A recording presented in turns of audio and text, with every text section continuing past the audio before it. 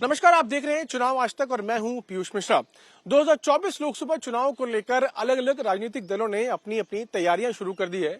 एक तरफ जहां कांग्रेस पार्टी न्याय यात्रा के माध्यम से देश भर में लोगों तक पहुंच रही है, वहीं बीजेपी ने अलग अलग बैठकों का दौर जारी कर दिया है। इन बैठकों के माध्यम से बीजेपी रणनीति बना रही है कि किस तरह से बीजेपी का सबसे बेहतरीन प्रदर्शन 2024 के लोकसभा चुनाव में हो।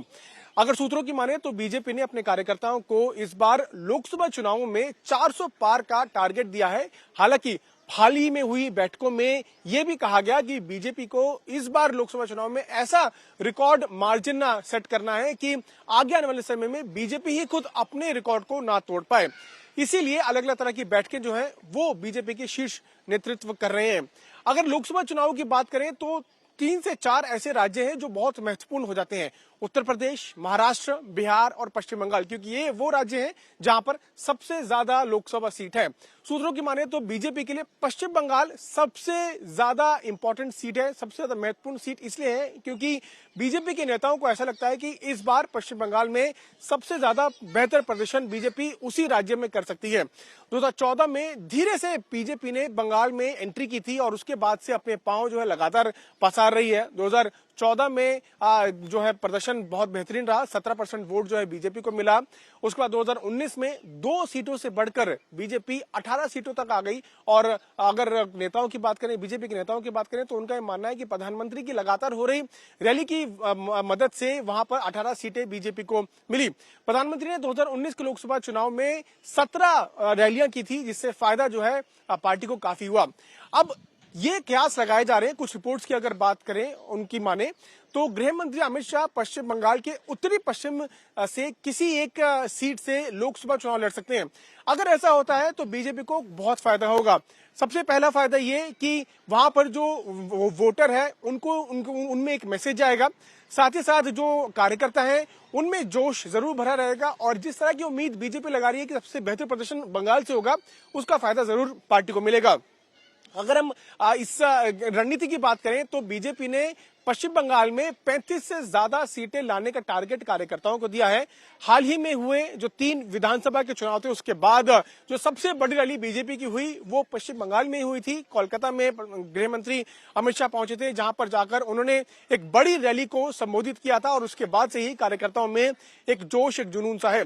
अगर हम 2014 की बात करें तो उस वक्त पहली बार बीजेपी ने एक दमखम के साथ वहां पर चुनाव लड़ा था और वहां पर धीरे से एंट्री बंगाल में ली थी। 2019 में वोट शेयर जो 17% था वो बढ़कर 40% हो गया और 18 लोकसभा सीटें बीजेपी को मिली। अब जो है पार्टी ने 35 से ज्यादा सीटों का टारगेट रखा है। देखना ये होगा कि आगे किस तरह से रणनीति जो है वो बनाई जाती है। अगर सर्वेस की बात करें तो 2019 में जो कोर वोटर है लेफ्ट का, वो शिफ्ट हुआ।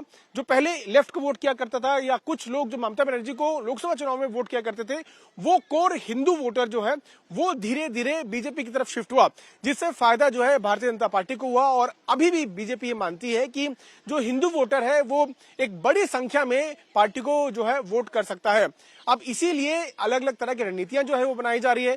बीजेपी ने उत्तर प्रदेश में भी एक बड़ी रणनीति बनाई है। कुछ सीटें हैं जहां पर वो कमजोर है, उसको लेकर प्रभारियों की नियुक्ति भी कर दी गई है। ऐसा ही जो है ऐसी स्थिति जो है पश्चिम बंगाल की है। लगातार जो है बैठकों का दौर होता है, सबसे ज्यादा फोकस जो है पश्चिम बंगाल में है। जिस तरह से तृणमूल कांग्रेस ने ये अनाउंस कर दिया है, ममता बनर्जी ने अनाउंस कर दिया है कि वो अब लोकसभा चुनाव में अकेले चुनाव लड़ेंगे, उसका फायदा जरूर बीजेपी को मिल सकता है, क्योंकि कांग्रेस का एक वोटर है वहां पर, कुछ संख्या में कांग्रेस के वोटर जरूर है वहां पर। उसके बाद लेफ्ट जो है उनका एक बड़ा जनमानस है, उनका एक बड़ा वोट शेयर है पश्चिम बंगाल में। अगर तृणमूल कांग्रेस और लेफ्ट अलग अलग चुनाव लड़ते हैं तो उससे बीजेपी को फायदा ये होगा कि तीनों का जो वोटर है, जो बीजेपी के खिलाफ जाकर कांग्रेस, लेफ्ट और टीएमसी को अब तक पढ़ता रहा है, वो बट जाएगा। और जो एकमुश्त वोटर बीजेपी को पढ़ता है और जिसकी उम्मीदें बीजेपी लगा भी रही है, अगर वो ऐसा होता है तो वो जरूर फायदा बीजेपी को हो सकता है। और इसी को लेकर कयास जो है भारतीय जनता पार्टी के नेताओं के द्वारा लगाए जा रहे हैं।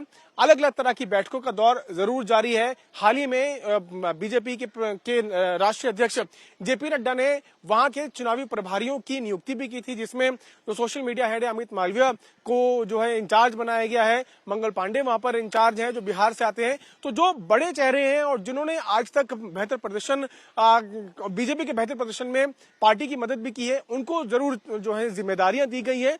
अब देखना यह होगा कि किस तरह से आगे पश्चिम बंगाल को लेकर भारतीय जनता पार्टी आगे बढ़ती है। गृह मंत्री अमित शाह अगर वहां से चुनाव लड़ते हैं तो जरूर इसका फायदा जो है पार्टी को होने वाला है। 35 से ज्यादा सीटों का जो टारगेट है उसमें मदद जरूर मिलेगी। ये उसी तर्ज पर है जिस तर्ज पर प्रधानमंत्री ने 2014 में बनारस से चुनाव लड़ने का फैसला लिया और आपको याद होगा कि 70 से ज्यादा सीटें, 80 में से 70 से ज्यादा सीटें बीजेपी को उत्तर प्रदेश में मिली 2014 में। और उसी तरह का लगभग जो प्रदर्शन है वो 2019 के लोकसभा में चुनाव में भी देखा गया कि 60 से ज्यादा सीटें जो है पार्टी को उत्तर प्रदेश से मिली। और इसका फायदा न सिर्फ बनारस पूर्वांचल के इलाकों में पड़ा बल्कि बिहार के साथ साथ और अन्य राज्यों पर भी उसका असर पड़ा और जिससे बीजेपी को काफी मदद मिली। अगर पश्चिम बंगाल से बड़े नेता गृह मंत्री अमित शाह चुनाव लड़ते हैं तो न सिर्फ पश्चिम बंगाल में उसका असर दिखेगा बल्कि पश्चिम बंगाल के साथ साथ बिहार और उसी के साथ साथ जो एक बड़ा बेल्ट है जिसमें बंगाल की जनता का प्रभाव रहता है, वहां पर जरूर इसका असर देखने को मिलेगा। अब आगे देखना होगा कि इस जो स्ट्रैटेजी है, जो बीजेपी की स्ट्रैटेजी है जिसमें गृह मंत्री अमित शाह जो है वो चुनाव लड़ने की तैयारी में लगे हुए हैं, अगर इस तरह की स्ट्रैटेजी सामने निकल कर आती है तो उसका काउंटर क्या अटैक होगा, काउंटर स्ट्रैटेजी टीएमसी की तरफ से क्या बनाई जाएगी, उसको लेकर जरूर जो है आगे आने वाले दिनों में अलग अलग तरह के जो फैसले पार्टी के द्वारा लिए जाएंगे वो देखने को मिलेंगे। कैमरामैन हिमांशु के साथ मैं पीयूष मिश्रा, दिल्ली आज तक।